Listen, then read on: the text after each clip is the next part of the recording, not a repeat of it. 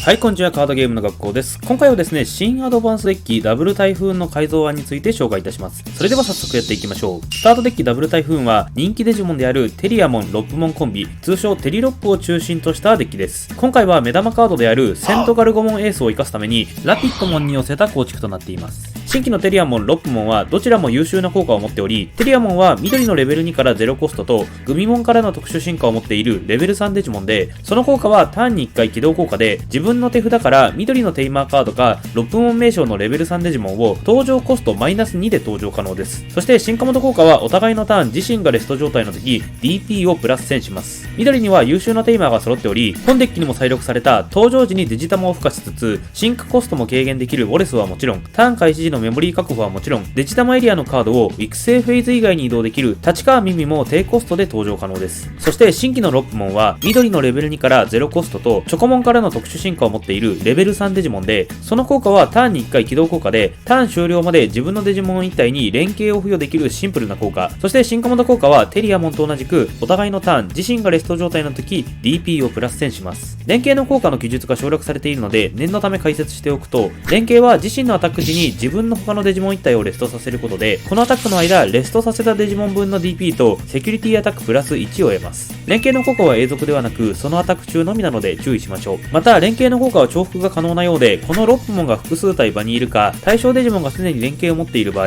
アタック中に2体のデジモンをレストすることでアタック中2体分の DP とセキュリティアタックプラス2を獲得することが可能です。そして成熟期以降も優秀なデジモンが揃っており、ガルゴモンは緑のレベル3デジモンから3コスト、テリアモンおよびロップモン名称のレベル3から2コストで進化可能なレベル4デジモンで、その効果は自分のターンに1回自身がレストした時に自分のデジモン1体にターン終了までジャミングを付与します。このレストは連携などの効果はもちろんアタックでも大丈夫なので、連携でレストしつつアタック中のデジモンにジャミングを付与したり、アタックしつつ自身にジャミングを付与すれば安全にセキュリティを削りに行くことが可能です。進化モの効果はテリアモンたちと同じくお互いのターンに自身がレスト状態の時 DP をプラス1000します。新規のアーマーラビットモンは緑のレベル3から4コスト、テリアモン名称のレベル3から3コストで進化可能なレベル4デジモンで、ブロッカーとアーマーパージを持ち、自身がレストした時に相手ターン終了まで相手のデジモン1体とセキュリティデジモンの DP をマイナス4000します。進化モの効果はテリアモンたちと同じくお互いのターン自身がレスト状態の時 DP をプラス1000します。レベル5のラピットモンは黒緑のレベル4から4コスト、ガルゴモンおよびラピットモン名称のレベル4から3コストで進化できるレベル5デジモン。その効果は登場時進化時に相手デジモン1体を対価1、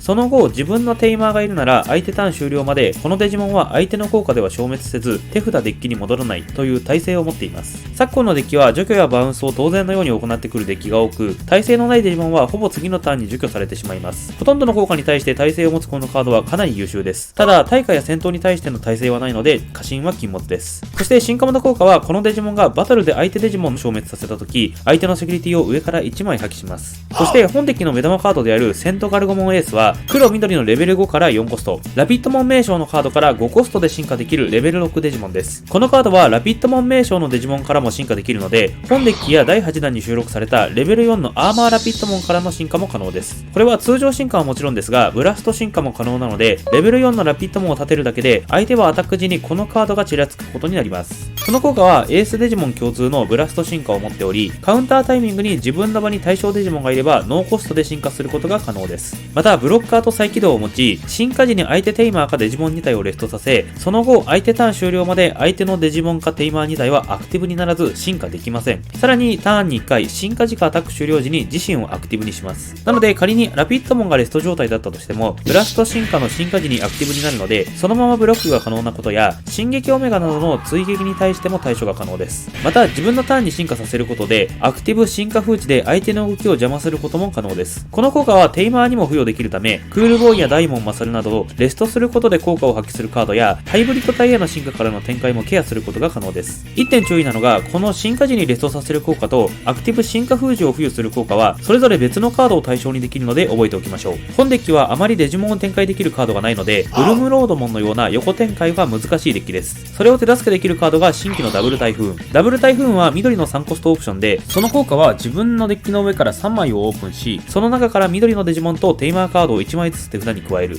残りのカードは好きな順番でデッキの下に戻し、このカードをバトルエリアに置きます。ディレイ効果は自分の手札からテリアモンかロップモン1枚をノーコストで登場可能です。そしてセキュリティ効果は相手のデジモン2体をレストさせ、その後このカードをバトルエリアに設置します。このカード1枚でサーチはもちろんですが、テリロップの登場までこなせるので、テリアモンからテーマー展開、サーチ、妨害ができるのはもちろん、ロップモンで連携を付与して攻めることもできる便利なカードです。また登場させたカードはそのターン中アタックはできませんが、新規のリー・ジェンリアの効果でワープ進化した場合速攻が付与できるので、ガラ空きの状態からでもアタックまで行うことが可能です。新規で収録されたジェンリアは緑の3コストテーマーで、自分のメインフェーズ開始時に相手デジモンがいればメモリープラス1、起動効果でこのテーマーとトラッシュのガルゴモンとラピットモン1枚ずつを好きな順番で自分の場のテリアモンの進化元に置くことで、そのデジモンを手札のセントガルゴモンに進化条件を無視して4コストで進化可能です。この効果で進化した場合、ターン終了までそのデジモンは速攻を得ます。基本的な戦術は場にラピットモンを立てておくことで、いつでもセントガルゴモンに進化できる状態を作っておき、攻めには新規ロップモンの連携を活用します。新規カードの進化元効果が DP アップのため、緑デッキの懸念点である DP があまり上がらない問題をケアできているので、より確実にセキュリティを減らしに行くことが可能です。場で育成、展開を行うデッキに対しては、セントガルゴモンでのアクティブ、進化封じがかなり刺さりますが、育成エリアでこもって育てるタイプのデッキは苦手としています。個人的な評価は環境トップが異常すぎるので、最前線での活躍とまではいきませんが、場への干渉力や制圧力は申し分なく、完成度がかなり高く、環境上位での活躍は可能なデッキだと思います。レベル4からレベル6へのワープブラスト進化はかなり強力です。動きを理解する上でもデッキビルドの叩き台として役立ててもらえると嬉しいです。